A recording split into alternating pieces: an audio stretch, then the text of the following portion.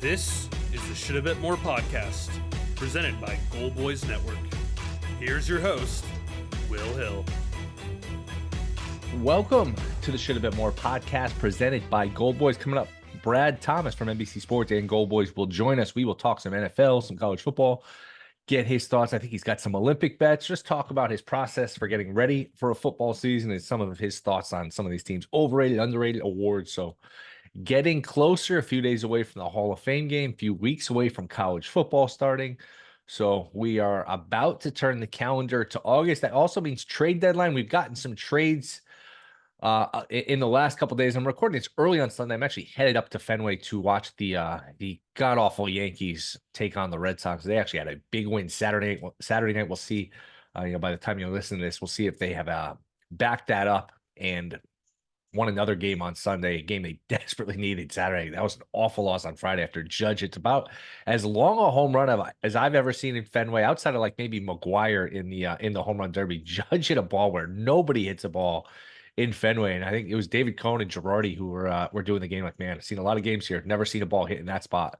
And Wells hits a homer. They take a three-run lead, and they still blow out. Holmes was awful, but they bounce back. They win Saturday. We'll see what Sunday holds, as they will be in Philly Monday, Tuesday, and Wednesday. In what is a big series. Philly's the best team in the sport. Yankees have all sorts of issues right now, so we'll see if that was a turning point, or if they just goes back to the struggle goes back to continuing here for the Yankees. And I mentioned some of the trades. Arozarena got traded Thursday. I don't think we were on the air. This was after we did our show. It was like late Thursday night into Friday morning. Arozarena, the Rays outfielder, goes to the Mariners. Just some little deals on the margin here. The Orioles make a move for a reliever, Dominguez, and they get Eflin from the Rays. They got Dominguez from the Phillies, which is weird. You don't usually see trades among contenders like that with a Phillies-Orioles trade where both teams, and Philly and the Orioles, by the way, have all sorts of issues too. These teams have mirrored the struggles of one another. The Yankees, I don't know, just because they're more marquee or they're in second place, but the Orioles have struggled just as much as the Yankees. So they make a couple trades. Kimbrel's been bad for them. It's funny, the parallels of not only being hot at the same time, being cold at the same time, but also issues with the closer, as Kimbrel blew a game Friday, almost blew a game Thursday in the game they led 6-0. So they get some help there. We'll see if they move Kimbrel out of the bullpen spot. Mets trade for Jesse Winkler, outfielder from the Nationals. They've also gotten a couple relievers here along the way. Yankees get Jazz Chisholm, the kind of do everything. He's a jack of all trades, master of none type of player where he can play all over the place. He's okay at everything. He's not great at everything. He can run a little bit. He's got a little power. I saw he's got 13 homers, but I saw one of the spray charts where he played at Yankee Stadium, he'd have 19 homers. So I don't know where you play him. He's third base is the real hole with LeMahieu, and they've got plenty of holes, but I don't think they'll put him at second and like move Torres around. So maybe outfield, maybe until Stanton comes back, and Stanton looks like it's going to be back. He's going to be back Monday. Jason Dominguez, the star minor league outfielder, is back in the minors, so you figure he might come up at some point. So I don't know what they do with Chisholm, and I don't think he's far from the last move. They're going to need a reliever or two, and they're going to need probably still another bat. So there's at least some hope for the Yankees where, hey, Stanton and maybe Dominguez and Chisholm, and you trade for one more bat and a couple relievers, and the hope is a week from now you have a team that looks completely different than the team that struggled for the last 6 weeks. So that's the trade deadline. Just some little moves here and there. I would expect some more. I don't know if we're getting the big move, the Crochet, the Tarek Skubal. Those guys are just so young and so good. Unless you're going to blow them away, I don't know why you trade those guys. And Baltimore already trading for Eflin, the pitcher from Tampa, like I mentioned, I think sort of mutes their need for a pitcher. If you're going to trade for a pitcher, you probably would have just used all those prospects to get Crochet. I don't see them trading for Eflin and for Crochet. So a couple days away from the deadline.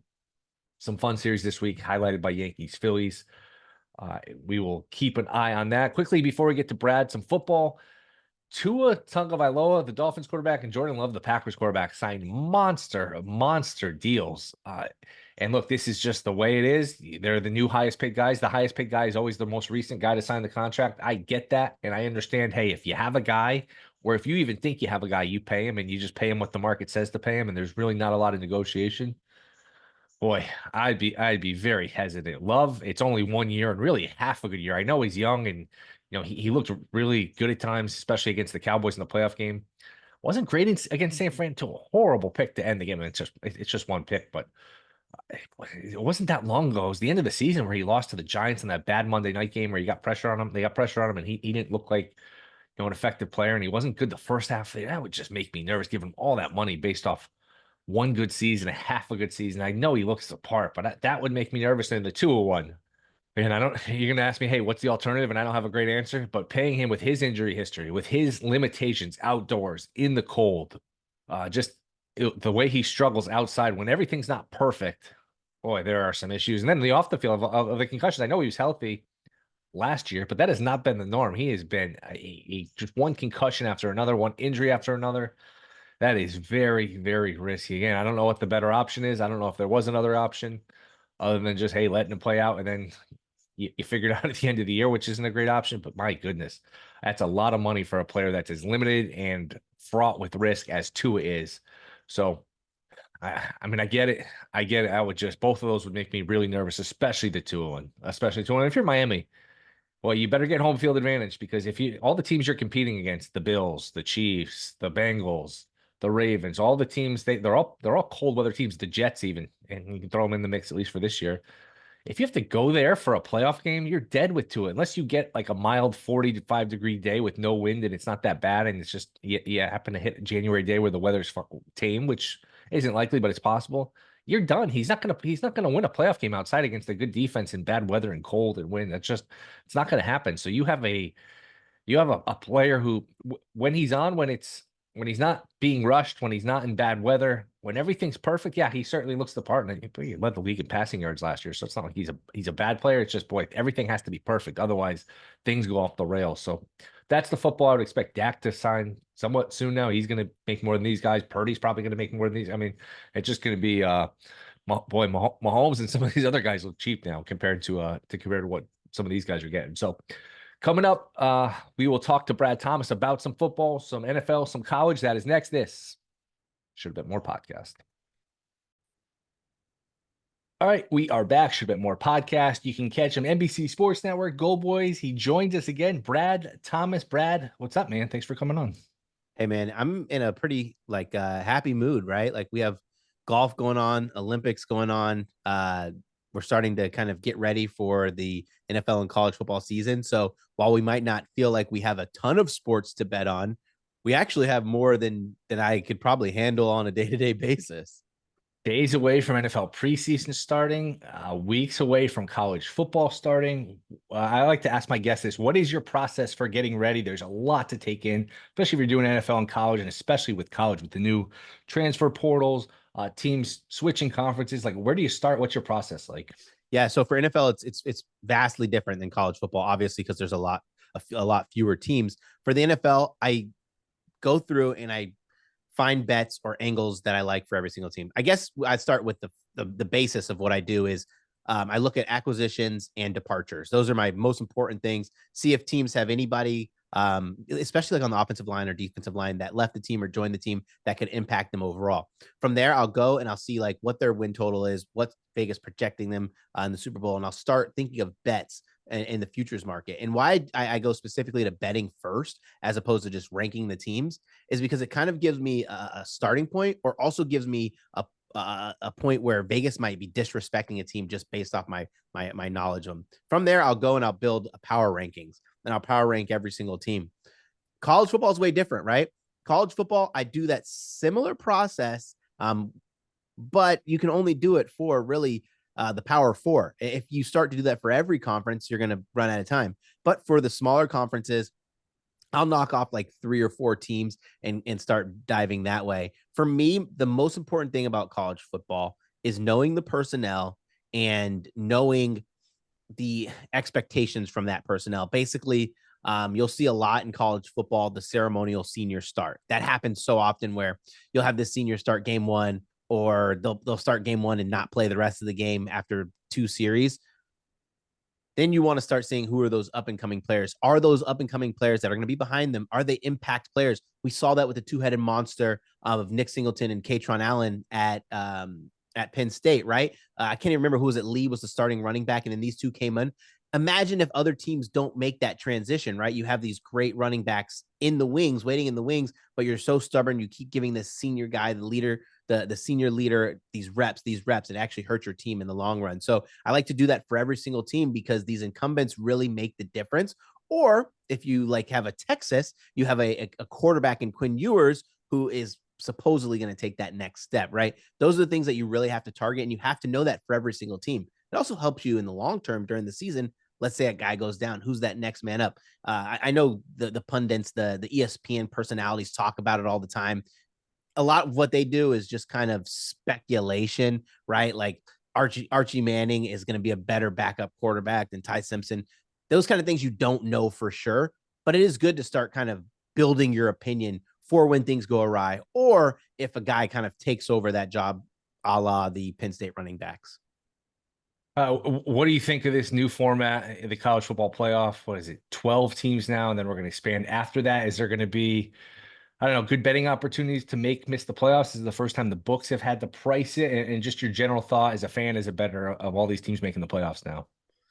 I'll say this. As a Bama guy, I've had the privilege of, kind of being the shoe-in for the college football playoffs, right? I actually hate it, but not from what everyone would expect. I actually think knowing you cannot lose a game, or if you lose one game, you're going to have to make up for it down the road and make the playoffs. That matters so much. It's going to kind of dilute the importance of some of these really big games. Like a 3 versus 5, you can lose that now. You could lose that, and then you can also lose another ranked game down the road and still be a shoo-in for the playoffs, which ultimately dilutes it. I hope the product we get is going to be worth it, right? Because if Liberty goes and plays in Athens, they get beat by 45. And that's going to happen so frequently. But people have this thirst for more games, and we will get the occasional upset, like once every 5 years, once every 10 years, in my opinion, just like in college basketball, where the parity got greater, and now 16s are occasionally beating 1 seeds. But we're going to see a lot of blowouts, a lot of kind of wasted games. Yeah, and that, like you said, when Oregon plays Ohio State October 12th, it'll be awesome. It'll be fun to watch, but I mean, Won't matter. It's not going to really matter that much. It'll matter for like buys and stuff. So it'll matter. But yeah, I mean, you're going to be in a situation where like Michigan, Ohio State in some years where, hey, that game means everything in a lot of years. Yeah. Might be in position where Michigan, Ohio State, they have a rematch the next week, and then they play a third time in the college football playoff. So it'll definitely be different. There will be pluses and minuses, but definitely going to some getting used to. What's your favorite bet in college football right now? Anybody you think is overrated, underrated in terms of a team? First I'll go overrated. And this is, I say this with a grain of salt, right? I say Texas is overrated, and I don't even know their odds to win the SEC. I'd imagine they're probably like plus 300. Let's take a guess here. Oh my God, right on the number. Plus 300. The way that the media talks about Texas, they act like Texas is a plus 150 favorite to win the SEC, and they're just handing Texas the title. My problem with that is, and this is going to sound biased, it's going to sound cliche, but this is the first time Texas is playing an SEC schedule. As much as you want to say Texas can run with the big boys, we haven't seen them play the schedule week in and week out. They struggled in a lot of games, especially in the season where they'd have those back-to-backs of challenging games, or they'd be coming off the heels of a really tough game. Then they'd play like a Houston and squeak out a victory. And it happens. I just don't think in season 1 of being in the SEC, they're just going to run the SEC like a lot of people are expecting. Yeah, and they were so good defending the run. They were so big up front last year. They lost a lot of that. I think you could throw it on them. We'll see. I think it was Brad Powers on maybe a month or so ago, and Texas under was one of his favorites. Now at 10.5, you have to lay some juice. At 10, you want to push on them. You have to weigh those things. Hey, do I want to lay 10 at a fair price or 10.5 and just lay the juice? But yeah, with that schedule, especially if you think Michigan is alive to beat them, boy, it's going to be hard to go through that schedule unblemished and not lose 2 or 3 games. Yeah, for sure. Underrated. That underrated one's pretty hard for me. I think just naturally, I don't like a lot of teams. It's easier to eliminate teams in college football than it is to kind of buy them. For me, it's going to be Penn State, underrated. They did lose a little on the defensive side, but they're still going to be strong defensively. And we talk about James Franklin as being an awful coach, right? Like, sure, he's awful in comparison to a guy who's always loaded with talent and can't win the big games. But when you're starting to get a team like a Penn State who has the defense, they have a good running game, and then they have a quarterback who has the ability to take that next step in LR. If that happens at 25 or 28, whatever their number is to win the national championship, they're more live than people believe. Like the price difference in an Ole Miss and a Penn State is almost $20. Like you're getting like double the value to take a Penn State as you are an Ole Miss, and all either team has to do is get into the playoffs. We know Jackson Dart's good. We know that Ole Miss team is going to be good.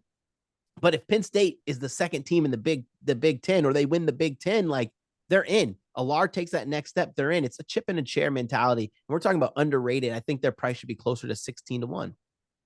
Where are you at with Ole Miss? Do you buy the hype? A lot of people say, hey, this is a playoff team. They're actually favored to make the playoffs. You think they're legit? Obviously, a lot of skill on offense. You think they get a little better on defense with the transfer portal? Where are you at here with Kiffin's team? Yeah, not to echo what Nick Saban said, but I actually agree wholeheartedly with what he said.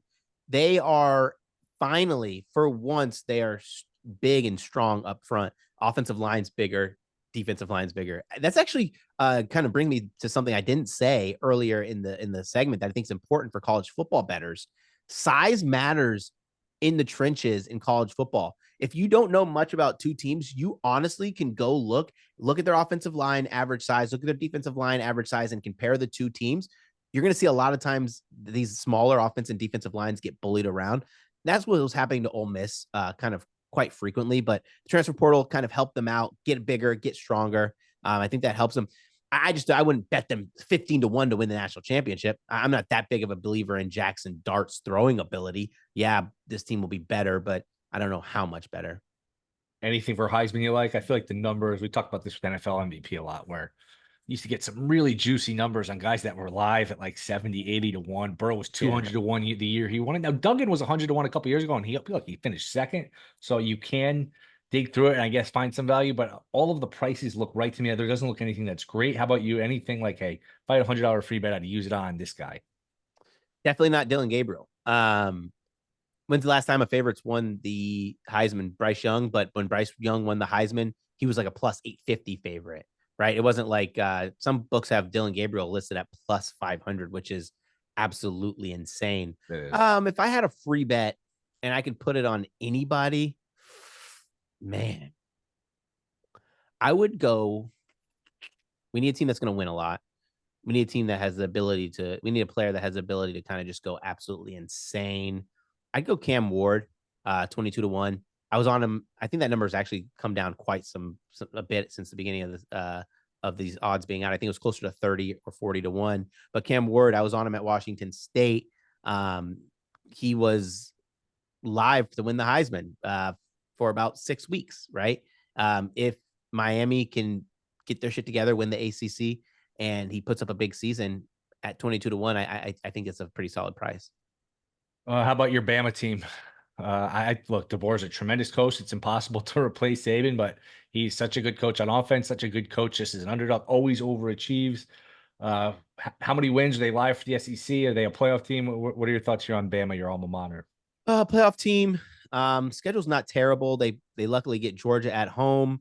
I think they'll be better than a lot of people expect. My biggest issue with them is going to be the secondary. A lot of new pieces. But furthermore, a lot of new pieces playing a new defensive scheme. And I think that kind of hurts them a little bit there. So I'm high on them, but not high as I would want to be. Learning that swarm defense is going to be tough. And obviously you have all offseason to do it. That offense is going to be nice. Actually, let's talk about this for a second. So I went to the spring game. And my favorite thing to do when I go to football games like that, where I'm kind of with my family, so I like to kind of guess the formation, guess the play when they're in formation, or at least see what kind of package they're going to run out, what principle they're going to be in. I was actually shocked for a lot of the kind of bases that we were in and what we ended up running off it. So like, let's kick it back to like the Lane Kiffin days. Like back when Lane Kiffin was coordinator, they ran a lot of packages off like the screens, right? They would use screens. They'd use fake screens, a lot of that. What I noticed with this Alabama team, we haven't had something like that since Kiffin, is we were running a lot of jet motion, and it was jet motion into plays. Like obviously you have your jet motion into power, jet motion into zones. Those are cool. They did jet motion into tight end screen. And I think that's going to open up the passing game a lot more, because under Tommy Rees, and no offense, under Tommy Rees, it was just very cut and dry. When you're in 12 personnel, you're either running the ball or throwing the ball to the tight end. When you're using jet motion, that brings in that now you're essentially opening up the RPO. that brings in a different dynamic for the defense. They don't know Jalen Miller's going to throw the ball. They don't know that Jalen Miller is going to play action. They don't know that Jalen Miller's going to run the ball. I think that it allows them to be more competitive with a quarterback who might not be the best thrower of the football in those short to intermediate. But I will say this, Jalen Milroe's throwing motion has changed. It's shortened. He shortened his release. It looks better. And when you have a coach like DeBoer, I think his big brains, the big brains of DeBoer, I think that he will kind of be able to mask those inefficiencies. And Bama's going to have speed, a lot of speed. They haven't had speed since the Waddle days. And that's not that far along, but just think about the wide receivers that Bryce Young was throwing to, you know? Yeah, that definitely, it was a diminished offense last year. It wasn't, I think they were like 30 something in the country in yards per play, which is a pretty straightforward stat. And it's like, man, this is a Bama team that used to just be, 6, 7 deep receiver, pros everywhere, receiver, offensive line, backs. And last year was just like a good offense, but nothing special, and especially by their standards. And yeah, I agree. Look, it's going to be weird. Saban not on that sideline is going to be weird, but you get him at 9-1 or so, shop around 10-1 to win the SEC when you get Georgia at home. I don't know, not a terrible bet. What NFL teams you're high on, low on before we get to some other stuff? I'm going to go ahead and say I'm going to do this. I'm going to be opposite of Mad Dog here. I'm going to be low on the Jets. And this is not low on the Jets thinking I think the Jets are going to stink. I just think that financially, we've probably missed the number on the Jets. I think they're, what are they, 20-1 to win the Super Bowl? I think we've missed that number. I think that they are one injury away from being horrible. Now, if everything goes right, great. But when I think about the Jets, what was their biggest issue last year outside of not having Aaron Rodgers? Their offensive line was bad. They brought in 2 new offensive linemen. We don't know what that looks like. We don't know what that offensive line, if it takes that next step. I don't care if they bring in these. I don't care how good Aaron Rodgers is, unless the Jets take the next step on the offensive line. He's one hit away from them derailing their entire season because their defense is only going to hold up for so long. That's my team this year. So you and I are opposite, I believe, but I certainly What number did you get him at? It's I took the division. I think it plus 200. I think the Bills have a very tough schedule. They play every team that was in the conference title. Every team that was in the conference title game last year. So Ravens, Chiefs, Lions, 49ers. They get obviously 2 against the Jets, 2 against the Dolphins. They play. I took Houston. Bills team total under wins. I don't remember what that number is. It's in the NBC Sports magazine. That was one of my best bets. Yeah, and it's a tough schedule. Look, Allen seems to give you a very high floor. Hey, he's so good, even though he's never won an MVP or won a Super Bowl. He's so good. He's probably going to get you to 10 or so wins anyway. But boy, that's a tough schedule. And I mean, he's been healthy, but if you miss him for 3 or 4 games, he's a running quarterback that's older. If you end up missing him for 3 or 4 games, that under is certainly cashing. How about a team you think is underrated? Underrated, man. This is fun. Team that is underrated. I'm gonna go with like this is so hard because like what do we talk about? Underrated in price, underrated in.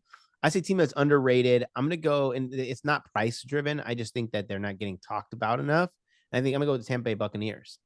And Kirk Cousins goes to Atlanta, and I'm guilty of this as well. So I want to just put that out there. When Kirk Cousins first went to Atlanta, I was all over the Atlanta Falcons to win the division because I get a good price, right? Like I get that price right when the news breaks. But as the dust settles, as people hammer that down to the negative numbers, you look at the Buccaneers at plus 320 to win the division. This is a team that returns their quarterback. This is a team that has a guaranteed 1,000-yard receiver in Mike Evans. They have a healthy Chris Godwin. They have a running game. And I actually think bringing Cohen in makes this team better. And in no disrespect to Canales, but we have to remember, like, let's not talk about Cohen with the Rams because that was the Rams team with no Cooper Kupp and Baker Mayfield was his quarterback. When he was at Kentucky, Kentucky was, I think, 3rd in the nation in yards per play. This was the first time in forever Kentucky was like top 5 in points per game. And that was Cohen calling the offense. I think that he'll be able to kind of breathe some life in this. And that defense is going to be good. That defensive line is somehow getting younger, but still kind of maintaining their skill. So I think we kind of have to be like realistic or honest and say like we should really start considering the plus 320s, plus 350s on the Bucs to win their division. All right, that's interesting. Hadn't thought about one. That's one that's completely wide open. I had Aaron shots on the other day. He liked the Saints. He think the Saints are being slept. I can't argue if you're going to tell me who's going to win the South, I can't argue with anybody. To me, it's so Agreed. wide open. These teams are all sort of just mediocre in whatever way the ball bounces. So that's one where I don't mind taking a shot on. Whoever you like. Last one. You mentioned Olympics going on. Any Olympic bets, Olympic thoughts as you get ready here for football? Yeah, so I've been kind of just looking at the Olympics men's soccer, and before anybody gets like kind of super excited about this, or I don't know if that's the right word, you have to remember this is U23. Players over the age of 23 cannot play, with the exception of 3 overage players. I think that you should probably consider the numbers are quite different now, obviously, since they've played one game. But I think you should stay away from the Argentina. Argentina has a lot of Boca Junior players, a lot of players who play in the Argentinian league. I think that because they won the World Cup, people are just going to naturally gravitate to that name. Stay away from the United States. Like the United States, their underage players aren't senior players, which means like they're not like on the bigger team, and they don't play for really big squads domestically. People might say they looked good against France despite losing 3-0. False. I'd say you're going to want to bet Spain probably at the price 2-1, maybe 150, depending on what happens at the weekend. Spain's deep, very deep. They have players who play on big clubs. The France team obviously is the clear favorite and their rightful favorite.